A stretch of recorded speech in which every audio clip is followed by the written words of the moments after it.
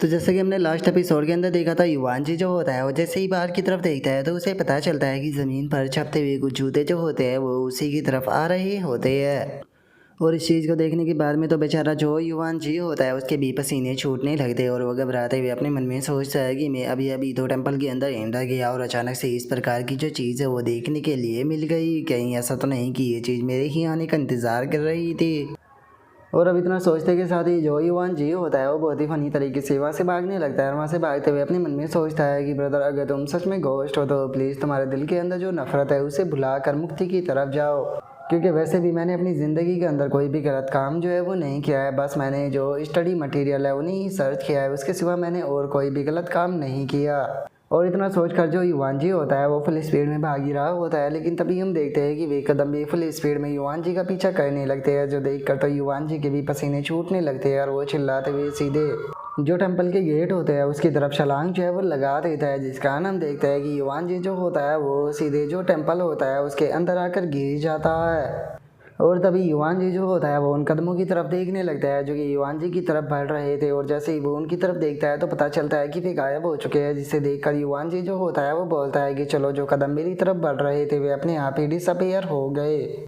और अब इतना सोचकर जो युवांशी होता है वो गेट को बंद कर देता है। गेट को बंद कर सुकून की सांस लेते हुए अपने मन में सोचता है कि चलो, ऐसा लगता है कि जब तक मैं इस टेंपल के अंदर हूँ तब तक कि मैं सेफ हूँ। और अब इतना सोचते के साथ ही जो युवांशी होता है वो जैसे ही सामने की तरफ देखता है तो उसे पता चलता है कि वहाँ पर मोमबत्तियाँ जल रही होती है। और मोमबत्तियों के पास में हम देखते हैं कि 3 स्टैचू भी मौजूद होते हैं, जिनमें से 2 स्टैचू थोड़े छोटे तो वहीं एक स्टैचू काफ़ी ज़्यादा बड़ा होता है। और जो वे 2 छोटे स्टैचू होते हैं वो किसी प्रकार की मुस्कुराहट दे रहे होते हैं। और उन स्टैचुओं को इस तरह से मुस्कुराता हुआ देखकर युवांशी भी फनी सा फेस बनाकर उन स्टैचुओं की तरफ देखकर अपने मन में सोचता है कि पता नहीं क्यों लेकिन ऐसी फीलिंग आ रही है जैसे कि ये मेरी तरफ देखकर मुस्कुरा रहे। और इतना सोचते ही युवांशी जो होता है वो उस बड़े से स्टैचू की तरफ देखता है जो कि किसी खूबसूरत लड़की का होता है, जिसे देखने के बाद में युवांशी जो होता है वो बोलता है कि ये स्टैचू तो सच में बहुत ज़्यादा बड़े हैं, दूर से देखने पर तो ऐसे लग रहे थे जैसे कि ये काफ़ी ज़्यादा छोटे हो। और इतना सोचते ही युवांशी का ध्यान जो होता है वो उन स्टैचुओं के हाथों के ऊपर जाता है, जिसे देखकर युवांशी जो होता है वो बोलता है कि आखिर जो ये घोड़ा से इसने अपने हाथ में क्या पकड़ा हुआ है, क्या ये किसी प्रकार का जो क्लू है वो हो सकता है। और अब इतना सोचते के साथ ही जो युवांशी होता है वो आसपास में देखने लगता है ताकि उसे कोई इन्फॉर्मेशन मिल सके। और आसपास में देखकर युवांशी जो होता है वो अपने मन में सोचता है कि वो ऐसा लगता है कि यहाँ पर जो ये टेम्पल है इसकी इन्फॉर्मेशन जो है वो दी गई है। और अब इतना सोचकर जो युवांशी होता है वो उस टेंपल की जो इन्फॉर्मेशन होती है उसे देखने लगता है और उसकी इन्फॉर्मेशन को देखते हुए अपने मन में सोचता है कि ये टेंपल जो है वो अर्ली मिंग डायनेस्टी के टाइम पर जो है वो बनाया गया था, जिसका मतलब कि इस टेंपल को बने हुए कम से कम 500 से 600 साल जो है वो हो चुके हैं। लेकिन यहाँ पर एक चीज़ जो है वो बहुत ही ज़्यादा डरा देने वाली है कि ये टेंपल तो बहुत ही लंबे टाइम पहले खाली कर दिया गया है और मुझे नहीं लगता कि इस टेंपल के अंदर शायद कोई भी आता होगा। तो फिर आखिर यहाँ पर ये मोमबत्तियाँ जो है वो मैन होल के अंदर किसने जलाई है, क्योंकि इन्हें देखकर ऐसा लगता है कि कुछ टाइम पहले ही इन्हें जलाया गया हो। और इतना सोचते ही युवांशी जो होता है वो अचानक से हैरान होकर मन में सोचता है कि 1 मिनट आगे ये क्या है। और युवांशी की इतना सोचते के साथ ही हम देखते हैं कि मोमबत्तियों के पास में कोई डेड बॉडी जो होती है वो पड़ी होती है। और अभी शेर को देखकर युवांशी जो होता है वो अपने मन में सोचता है कि क्या ये वही लोग हैं जो कि टनल के अंदर आकर गायब जो है वो हो गए थे। लेकिन ये स्पिरिट रियलम तो यहाँ पर जो अर्बोन लेजेंड है उसके ऊपर बेस होना चाहिए, या फिर ये ओरिजिनली यहाँ पर एग्जिस्ट करता है। अगर सच में ये जगह जो है वो ओरिजिनली एग्जिस्ट करती है तो इसका मतलब कि यहाँ पर ये पड़ी हुई जो डेड बॉडी है ये शायद मेरी ही तरह एक्सीडेंटली यहाँ पर आ गए होंगे और यहाँ पर फंसने के बाद में यहीं पर ही इन लोगों की मौत हो गई। इस चीज़ से कोई फ़र्क जो है वो नहीं पड़ता है कि ये स्पिरिट रियलम जो है वो असल में एग्जिस्ट करता है या फिर ये किसी प्रकार का इल्यूज़न है। असल में यहाँ पर जो मेरी करंट सिचुएशन है वो बहुत ही ज़्यादा ख़तरनाक है, क्योंकि इस टाइम पर मैं बहुत ही बड़े ख़तरे में हूँ। और अगर मैं इस जगह पर सर्वाइव जो है वो करना चाहता हूँ तो मुझे सर्वाइव करने के लिए जो क्लू है वो जल्दी से जल्दी ढूंढने होंगे ताकि मैं यहाँ पर सर्वाइव कर सकूँ और इस जगह से निकल सकूँ। लेकिन इस चीज़ में बहुत ज़्यादा रिस्क है, क्या मुझे ये रिस्क जो है वो लेना ही पड़ेगा। और अब इतना सोचकर जो युवांशी होता है वहाँ पर पड़ा हुआ जो वो स्केलेटन होता है उसके पास में आ जाता है और हम देखते हैं कि उस स्केलेटन की जो हालत होती है वो बहुत ही ज़्यादा ख़राब होती है। और अब जो युवांशी होता है वो उस स्केलेटन को देखते हुए बोलता है कि इसकी काफ़ी सारी रिब जो है वो टूटी हुई है और इसी के साथ में इसकी गर्दन की जो हड्डी है वो भी टूटी हुई है। इसे देखकर ऐसा लगता है कि मरने से पहले ये काफ़ी ज़्यादा डरा हुआ था, लेकिन ऐसा लगता है कि इसकी पॉकेट के अंदर कोई चीज़ जो है वो मौजूद है। हो सकता है कि शायद इस चीज़ से मुझे यहाँ पर आसपास का जो क्लू है वो मिल जाए। और अब इतना सोचकर युवान जी जो होता है वो उसकी पॉकेट से सामान को निकालने लगता है और हमें पता चलता है कि उस बंदे की पॉकेट के अंदर कुछ लेटर रखे हुए होते हैं। और अब जो युवान जी होता है वो उस लेटर को पढ़ने लगता है जहाँ पर कि उस बंदे ने लिखा होता है कि आज रात एक और सीनियर ब्रदर जो है वो अचानक से मिसिंग हो गया। ये तीसरा पर्सन था जो कि टेंपल के अंदर बहुत ही अजीब तरीके से डिसअपेयर हुआ। जिसके बाद में सभी डिसाइपल जो थे उन्होंने इकट्ठा होने के बाद में जो मास्टर था उससे इस बारे में पूछा कि मास्टर ये क्या हो रहा है, क्या कोई पावरफुल डीमन जो है वो आ चुका है जो कि टेंपल में आकर हर एक रात यहाँ पर जो डिसाइपल है उन्हें खा रहा है। मास्टर हमें क्या कहना चाहिए।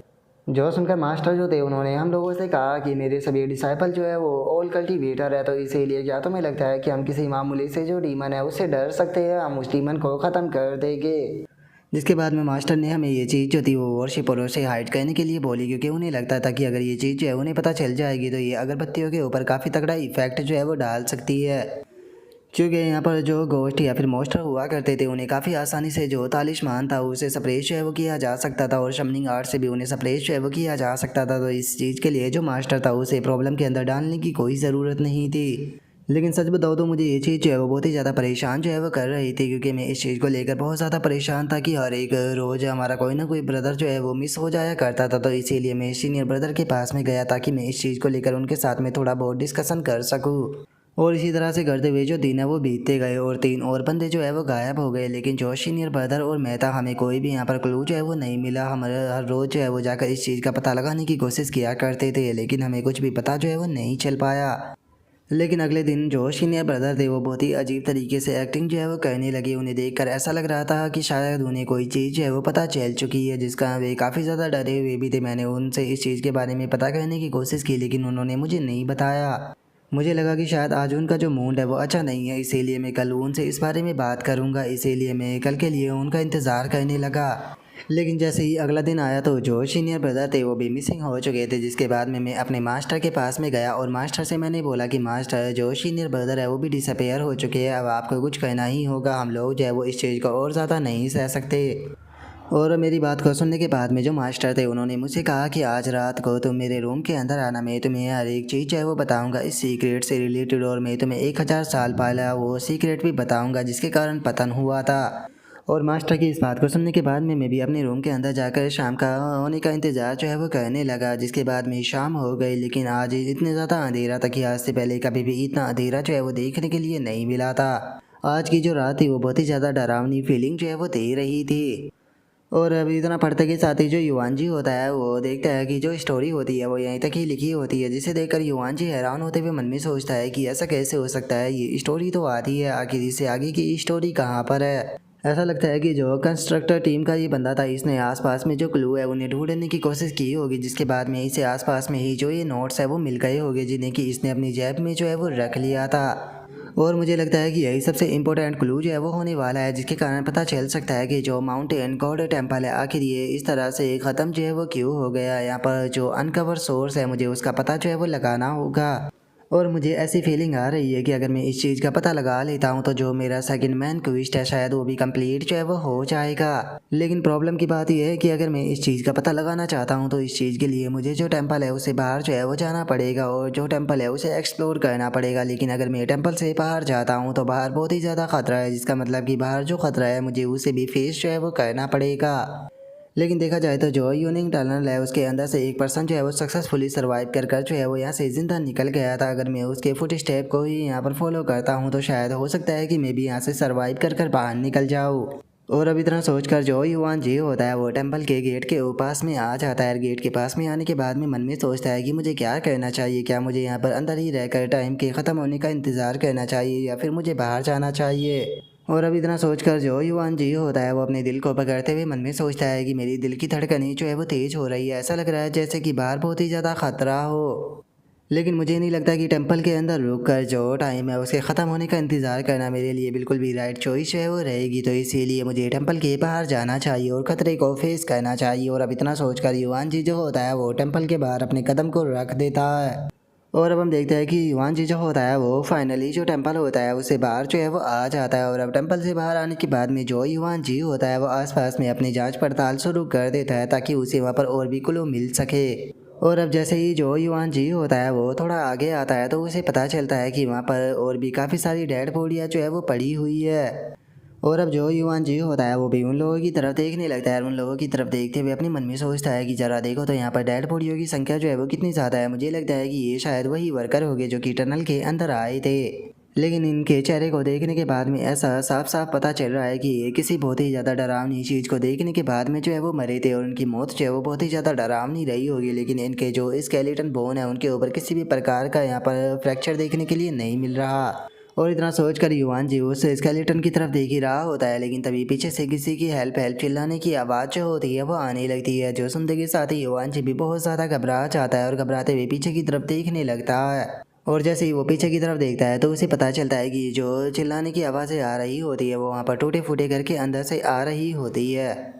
और अब इस आवाज़ को सुनकर तो जो युवान जी होता है वो भी बहुत ही फनी तरीके से रोने लगता है। रोते हुए अपने मन में बोलता है कि डैमिट, मुझे यहाँ पर क्लियरली उसकी आवाज़ें जो है वो सुनाई दे रही है जो कि यहाँ पर मदद के लिए पुकार रहा है, लेकिन जिस पर्सन को यहाँ पर मदद चाहिए वो पर्सन मैं हूँ। प्लीज़ इस तरीके से जोर जोर से चिल्लाना बंद करो, नहीं तो मैं बेफालतू के ही डर के मारे मर जाऊँगा। और अब इतना बोलकर युवान जी जो होता है वो येबिंग के बारे में याद करते हुए बोलता है कि ब्रदर येबिंग, मैं आपको इस चीज़ के लिए बिल्कुल भी नहीं छोड़ूंगा। एक बार में यहाँ से ज़िंदा निकल जाओ, जिसके बाद में देखना मैं आपके सारे स्टडी मटेरियल जो है वो अंकल ली को भेज दूंगा। जिसके बाद में जो अंकल ली है उन्हें भी इस बारे में पता चल जाएगा कि आप कितना ज़्यादा सीरियसली होकर जो स्टडी है वो करते हो। आपने मुझे इस चीज़ में फंसाया है तो मैं भी इस चीज़ के लिए आपको नहीं छोड़ूंगा। और अब इतना सोचकर युवान जी का ध्यान जो होता है वो वहाँ पर पड़े हुए एक स्केलेटन के ऊपर जाता है, जिसे देखकर युवान जी जो होता है वो बोलता है कि अगर इस स्केलेटन की बात की जाए तो यहाँ पर पड़े हुए जो बाकी के दूसरे स्केलेटन है उनसे काफ़ी ज़्यादा अलग है। और अब इतना बहुत सोचकर युवान जी जो होता है वो आकर उस स्केलेटन को चेक करने लगता है और उसे चेक करते हुए बोलता है कि ये स्केलेटन और जो मैन होल के रूम के अंदर पड़ा हुआ स्केलेटन है, इन दोनों की जो शोल्डर है उसे ब्लेड से काटा हुआ है, तो क्या बस ये कोइंसिडेंस हो सकता है। और अब इतना सोचकर युवान जी जो होता है उसका ध्यान जो होता है वो उस स्केलेटन की पॉकेट के ऊपर जाता है, जहाँ पर कि उसे पता चलता है कि उसकी पॉकेट के अंदर भी कुछ रखा हुआ होता है, जिसे देखते के साथ ही जो युवान जी होता है वो उसकी पॉकेट से उस सामान को निकाल लेता है। और हमें पता चलता है कि उस बंदे की पॉकेट के अंदर एक तालिस्मान तो वहीं एक छोटा सा मिरर और कोई बुक जो होती है वो मौजूद होती है। और अब जैसे ही युवान जी उन तीनों आइटमों को लेता है तो युवान जी के पास में नोटिफिकेशन आती है, जिसमें कि बताया जाता है कि आपने जो स्पिरिट रियलम का आइटम है उसे डिस्कवर कर लिया है। और अब जो युवान जी होता है वो जो तालिस्मान होता है उसे देखने लगता है, जिसके बारे में बताया जाता है कि ये क्रॉप्स सप्रेसिंग तालिस्मान है जो कि कंज्यूमेबल है। और इसके यहाँ पर जो पावर है उसकी बात की जाए तो इस तालिस्मान को एक पावरफुल नाइट वंडर ने क्रिएट किया था, जो कि जितने भी क्रॉस टाइप स्पिरिट होते हैं उन सभी को बैन जो है वो कर सकता है और उनके जो अटैक होते हैं उसे भी पूरी तरह से सील कर सकता है। लेकिन इसका इस्तेमाल जो है वो केवल एक बार ही किया जा सकता है। जो देखकर युवान जी जो होता है वो अपने मन में सोचता है कि जो मिरर है उसके बारे में यहाँ पर कोई भी नोटिफिकेशन जो है वो नहीं दी गई, बस यहाँ पर जो ये तालिस्मान है इसके बारे में ही नोटिफिकेशन जो है वो दी है। तो क्या इसका मतलब ये हो सकता है कि ये पेपर जो है वो कोई इंपॉर्टेंट चीज़ है। लेकिन छोड़ो, अभी इस चीज़ के बारे में सोचकर कोई फ़ायदा नहीं है। सबसे पहले यहाँ पर जो ये बुक है इसके अंदर पढ़ते हैं, मुझे लगता है कि इसके अंदर से मुझे काफ़ी सारे क्लू जो है वो मिल सकते हैं। और अब इतना सोचकर युवान जी उस बुक को पढ़ने लगता है। और अब हम देखते हैं कि उस बुक के अंदर उसी पर्सन की स्टोरी जो होती है वो लिखी होती है, जिसकी पहले युवान जी ने स्टोरी पढ़ी थी। और इसमें उसने बताया होता है कि 2 साल पहले मैं जो टेम्पल था उसके अंदर इंटर किया था, जहाँ पर कि मैंने पढ़ना और लिखना जो है वो सीखा था। जिसके बाद में मैं एल्डर सीनियर ब्रदर से मिला और उन्होंने मुझसे कहा कि जिस टाइम पर मास्टर जो है वो वापस लौटेगी तो वह पक्का मुझे अपना डिसाइपल जो है वो बना लेके। जिसके बाद में मैंने जो गोयोसेक्ट की शोल नर्सिंग टेक्निक थी उसे प्रैक्टिस करना शुरू कर दिया। इस मेथड की मदद से मैं नाइट वेंडरर जो है वो बन सकता था। लेकिन तभी जो प्रिंस यान थे उन्होंने रिबेल जो है वो कर दिया, जिसका जो वार फ्लेम थी वो चारों तरफ फैलना शुरू हो गई। और चूंकि वॉर जो थी वो बहुत ही ज़्यादा बढ़ गई तो इसके अंदर जो पावरफुल नाइट वेंडरर थे उन्हें भी वॉर के अंदर शामिल जो है वो होना पड़ गया। जिसके बाद में मास्टर के सामने भी कोई चॉइस जो है वो नहीं बची, उन्हें माउंटेन से नीचे आना पड़ा ताकि वे डेड सोल जो है उन्हें गाइड कर सके। नहीं तो वॉर के ख़त्म होने से पहले ही पूरी तरह जो तबाही है वो मच जाएगी और कहीं भी शांति जो है वो देखने के लिए नहीं मिलेगी। और अब इस स्टोरी को पढ़ने के बाद में जो युवान जी होता है वो अपने मन में सोचता है कि देखा जाए तो इन रिकॉर्ड्स के अंदर कोई ऐसी स्पेशल चीज़ तो नहीं लिखी, बस यहाँ पर जो डेली लाइफ की कल्टीवेशन है टेम्पल की वो लिखी गई है। और उन पेपरों को देखने के बाद में मुझे ऐसा फील हो रहा है कि जो मैन होल के अंदर मुझे पेपर मिले थे ये उन्हीं से रिलेटेड है। और अगर यहाँ पर जो यान प्रिंस का रिविलेशन है इसकी बात की जाए तो इसे देखकर ऐसा लगता है कि जैसे कि ये जिंग हान कैंपियंग इन द हिस्ट्री से जुड़ा हुआ हो। लेकिन अगर बात की जाए इस नाइट वेंडरर की तो ये नाइट वेंडरर का जो पार्ट है वो काफ़ी ज़्यादा अजीब है। इसे देखकर ऐसा नहीं लगता कि शायद हमारी दुनिया के अंदर कभी कोई ऐसी चीज़ जो है वो हुई है। और इतना सोचकर अब जो युवान जी होता है वो थोड़े आगे की स्टोरी पढ़ने लगता है और स्टोरी वहीं से ही शुरू होती है जहाँ पर कि पहले ख़त्म हुई थी। और वो लड़का बताता है कि चूंकि रात जो है वो हो चुकी थी, लेकिन तभी अचानक से मेरा दरवाज़ा किसी ने खटखटाया। मुझे लगा कि शायद मास्टर हो गए, इसीलिए मैं दरवाजे को खोलने के लिए पहुँच गया। लेकिन जैसे ही मैंने अपना दरवाज़ा जो है वो खोला तो मैं अचानक से बहुत ही ज़्यादा हैरान हो गया, क्योंकि मेरे गेट पर जो खड़ा था वो मास्टर नहीं था बल्कि मेरा सीनियर ब्रदर था, जो कि पिछली रात जो है वो डिसअपेयर हो गया था। और पूरे एक दिन और एक रात के बाद में जो सीनियर ब्रदर थे वो वापस लौटे थे। उन्हें देखने के बाद में मुझे खुशी के मारे उछलना चाहिए था, लेकिन मैं उन्हें देखकर बिल्कुल भी खुश जो है वो नहीं हो पाया, क्योंकि सीनियर ब्रदर जो है वो ऑलरेडी मर चुके थे। मेरे सामने जो खड़ा था वो उसकी डेड बॉडी थी, क्योंकि जो सीनियर ब्रदर थी उसकी चेस्ट से लगातार खून जो है वो निकल रहा था। ऐसा लग रहा था जैसे कि किसी ने उसका दिल जो है वो निकाल लिया। और जिसके बाद में जो सीनियर ब्रदर था उसने मेरे से बात करना शुरू कहा और मुझे बताया, जूनियर ब्रदर जो मास्टर है उसके ऊपर बिल्कुल भी यकीन जो है वो मत करना। और अब इस स्टोरी को पढ़ते के साथ ही जो युवान जी होता है वो हैरान होते हुए मन में सोचता है कि आखिर इन शब्दों का क्या मतलब हो सकता है कि मास्टर के ऊपर यकीन जो है वो मत करना। और अब इतना सोचते के साथ ही युवान जी जो होता है वो अचानक से डरने लगता है। डरते हुए मन में सोचता है कि अचानक से मुझे ये डरने वाली फीलिंग जो है वो क्यों आने लगी। मुझे ऐसा फील हो रहा है कि इस जगह पर रुकना बिल्कुल भी सही जो है वो नहीं रहेगा। और अब इतना सोचते के साथ ही जो युवान जी होता है वो अपने पास से जो वो मिरर होता है उसे निकाल लेता है। और मिरर को निकालते हुए खुद का जो कंधा होता है उसे चेक करने लगता है। चेक करते हुए बोलता है कि ऐसा कहा जाता है कि मिरर के अंदर जो घोस्ट होते हैं वो दिख जाते हैं। और अब इतना बोलते के साथ ही जो युवान जी होता है वो अचानक से बहुत ही ज़्यादा हैरान जो है वो रह जाता है, क्योंकि हमें पता चलता है कि युवान जी के कंधे पर असल में एक भूत जो होता है वो बैठा हुआ होता है। और अपने कंधे पर बैठे हुए भूत को देखने के बाद में तो जो बेचारा युवान जी होता है उसकी भी डर के मारे जो चीखें होती है वो निकल जाती है। और अब युवान जी जो होता है वो सीधे जो वो तालिस्मान होता है वो खिंचाकर उस गोश्त के मुंह पर मारता है। और ऐसा कहने के बाद में जो युवान जी होता है वो अजीब अजीब से जो शब्द होते हैं वो वहाँ पर बड़बड़ाना शुरू जो है वो कर देता है, ताकि उसका उस बोझ से छुटकारा जो है वो हो सके। और उसके बाद में अब युवान जी जो होता है वो अपने हाथ को जोड़कर बैठ जाता है और माफ़ी मांगते हुए बोलता है कि बड़े भाई मैं गलत था, प्लीज़ मुझे माफ़ कर दो, मुझे माफ़ कर दो। और इतना बोलकर अब युवान जी जो होता है वो डरते हुए दोबारा से मिरर को उठाते हुए अपने मन में सोचता है कि उम्मीद करता हूँ कि ये तालिस्मान जो है वो काम कर गया हो। और अब इतना सोचकर जो युवान जी होता है वो जैसे ही दोबारा से मिरर के अंदर देखता है तो उसे पता चलता है कि वो भूत अभी भी वहीं पर ही बैठा हुआ होता है, जिसे देखकर युवान जी किल्ली मारते हुए बोलता है कि ये क्या हो रहा है, इसके ऊपर तो जो तालिस्मान है उसने भी काम नहीं किया, ये तो अभी भी मेरे कंधे पर ही बैठा हुआ है। और इतना बोलते के साथ ही जो युवान जी होता है वो बहुत ही फनी तरीके से रोने लगता है। रोते हुए अपने मन में सोचता है कि मेरे कंधे के ऊपर जो वज़न है वो बढ़ता ही जा रहा है। ऐसा लगता है कि मेरा पूरा हाथ जो है वो सो चुका हो। मुझे ऐसा लग रहा है कि जैसे कि मेरी बॉडी की जो गर्मी है वो ख़त्म हो रही है और मेरे शरीर के अंदर जो ठंडक है वो बढ़ती जा रही है। समझ में नहीं आ रहा कि मैं आखिर इतना बड़ा बेवकूफ़ जो है वो कैसे हो सकता हूँ। मेरे अंदर आखिर ये हिम्मत कहाँ से आ गई जो कि मैं मैन हॉल को छोड़कर यहाँ पर बाहर घूमने के लिए आ गया। अच्छा खासा मैं मैन हॉल के अंदर पूरी तरह से सेफ था। 3 घंटे बाद मैं यहाँ से बाहर निकल जाता। और अब जो युवान जी होता है वो मदद मांगते हुए जोर जोर से चिल्लाकर रोने लगता है। और हम देखते हैं कि दो भूत उसके पास में आ जाते हैं, जहाँ पर कि पहले वाला भूत बोलता है कि यार्ड के अंदर तुम्हारा स्वागत है। तभी दूसरा भूत भी बोलता है कि यंग लोगों को मरने में का काफ़ी ज़्यादा शौक होता है, तुम्हारा शौक देखकर मुझे भी खुशी हुई। और उनके इतना बोलते के साथ ही अचानक से जो युवान जी होता है उसे कुछ और आवाज़ें आने लगती है, जो देखते के साथ ही बेचारा युवान जी जो होता है वो अपने सर को ज़मीन पर पटकने लगता है। ज़मीन पर पटकते हुए वो अपने मन में सोचता है कि एक ख़त्म नहीं हुआ और दूसरा शुरू हो गया। अगर इन फुट स्टेप की आवाज़ों को देखा जाए तो ये फुट स्टेप की आवाज़ें जो है वो बिल्कुल वैसी ही है जिस टाइम पर वे मेरा पीछा कर रही थी जब मैं मैन होल के अंदर गया था। और अभी तरह सोचकर जो युवान जी होता है वो सुपर सीरियस फेस जो होता है वो बना लेता है और सुपर सीरियस फेस बनाते हुए बोलता है कि गोश्त हो तुम्हें यहाँ पर मुझे मारने की कोशिश जो है वो नहीं करनी चाहिए, क्योंकि अगर तुम मुझे मार देते हो तो मैं बिल्कुल भी एक अच्छा भूत जो है वो नहीं बनूंगा और तुम लोगों को ही शर्मिंदगी जो है वो झेलनी पड़ेगी। और इतना सोचकर अब जो युवान जी होता है वो खिड़की से जागते हुए बाहर की तरफ देखने लगता है और हम देखते हैं कि बाहर दो सैंडलें जो होती है लेडीज़ की वे घूम रही होती है। और अब उन दो लेडीज सैंडलों को देखने के बाद में तो बेचारा जो युवान जी होता है वो अपने मुंह को बंद कर कर रोने लगता है। और रोते हुए जो युवान जी होता है वो अपने मन में सोचता है कि मिंग डायनेस्टी का जो टेम्पल है उसके अंदर जरा देखो तो यहाँ पर रेड डांसिंग शूज जो है वो देखने के लिए मिल रहा है। क्या इससे भी ज़्यादा अजीब चीज़ जो है वो कुछ हो सकती है? नहीं नहीं, मुझे यहाँ पर डरना जो है वो नहीं चाहिए। यहाँ पर बचने का कोई ना कोई चांस जो है वो ज़रूर होगा। मुझे इसे बस ध्यान से ऑब्जर्व जो है वो करना चाहिए। और इतना सोचकर युवान जी ध्यान से उन जूतों को देखने लगता है। और युवान जी के इतना सोचते हुए जूते जो होते हैं वो अचानक से युवान जी की तरफ मुड़ जाते हैं, जिसका जो युवान जी होता है वो भी डर कर छुप जाता है। लेकिन जो वे जूते होते हैं वो युवान जी की तरफ नहीं आते, जो देखकर युवान जी भी सुकून की सांस लेता है और अपने पास से जो वो मिरर होता है उसे दोबारा से निकाल लेता है। और मिरर को निकालने के बाद में जो वो गोश्त होता है उसे देखते हुए अपने मन में सोचता है कि ये अभी तक नहीं गया, अभी भी मेरे कंधे पर ही बैठा हुआ है। और इसके मेरे कंधे पर बैठे होने के कारण मेरा कंधा जो है वो बहुत ही ज़्यादा दर्द जो है वो कर रहा है। ऐसा लगता है कि जल्दी ही जो मेरा कंधा है वो टूट जाएगा।